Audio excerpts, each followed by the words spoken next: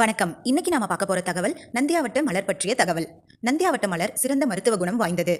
நந்தியாவட்டத்தில் உள்ள வேர், பூ, இலை, தாவரத்திலிருந்து வரும் பால் போன்ற அனைத்துமே மருத்துவ குணம் வாய்ந்தது. நந்தியாவட்ட இலையை பறிச்சு உலர்த்தி அதை நல்லெண்ணெயில போட்டு காய்ச்சி வடிகட்டி இதை நந்தியாவட்ட எண்ணெய் அப்படின்னு சொல்லி இப்போயும் பயன்படுத்திட்டு வராங்க. இது சிறந்த சரும நிவாரணி அப்படின்னு சொல்லி கருதப்படுது.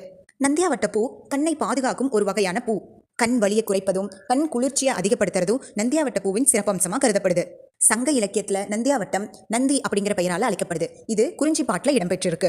குறிஞ்சி பாட்டுக்கு உரை எழுதிய நச்சினார்க்கினியார் நந்தி அப்படிங்கிறதுக்கு நந்தியாவட்ட பூ அப்படின்னு குறிப்பிடுறாரு. மற்றொரு தமிழ் நூலான பிங்கள நிகண்டு நந்தியாவட்ட பூவை வளம்புரி அப்படின்னு குறிப்பிட்டிருக்கு.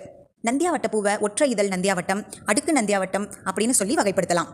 நந்தியாவட்ட பூ சிவபெருமானுக்கு வைக்கப்படும் 8 வகையான பூக்கள் ஒன்று அப்படின்னு சொல்லி நந்தியாவட்ட பூ பற்றி திருநாவுக்கரசர் அவர்கள் தேவாரத்தில் குறிப்பிட்டிருக்காரு. மற்றொரு தமிழ் நூலான சூடாமணி நிகண்டு நந்தியாவட்ட பூவை நந்தியாவர்த்தாமான் அப்படின்னு குறிப்பிடுது.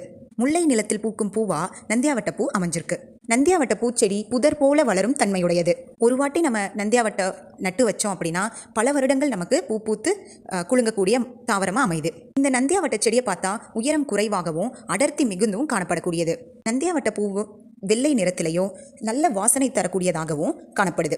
சங்ககால மகளிர்களும் நந்தியாவட்ட பூவை பயன்படுத்திட்டு இருந்திருக்காங்க. இன்னைக்கும் பல கிராமங்களில் நந்தியாவட்ட மலர் வளர்க்கப்பட்டு வருது. நந்தியாவட்டம் ஒரு மூலிகை செடியாகவும் கருதப்படுது. இதில் பல மருத்துவ குணங்கள் இருப்பதால் மூலிகையாக பயன்படுத்திட்டு வராங்க. இன்னைக்கு நாம் உட்கொள்கிற மருந்து மாத்திரைகள் தயாரிப்பதற்கும் இந்த நந்தியாவட்ட இலை, பூ போன்றவை பயன்படுத்தப்படுது.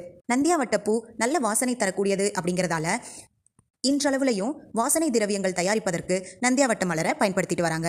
இந்த தகவல் உங்களுக்கு பயனுள்ளதாக இருக்கும் நம்புறேன். இந்த காணொலி உங்களுக்கு பிடிச்சிருந்தா மற்றவங்களுக்கும் பகிருங்க. நன்றி.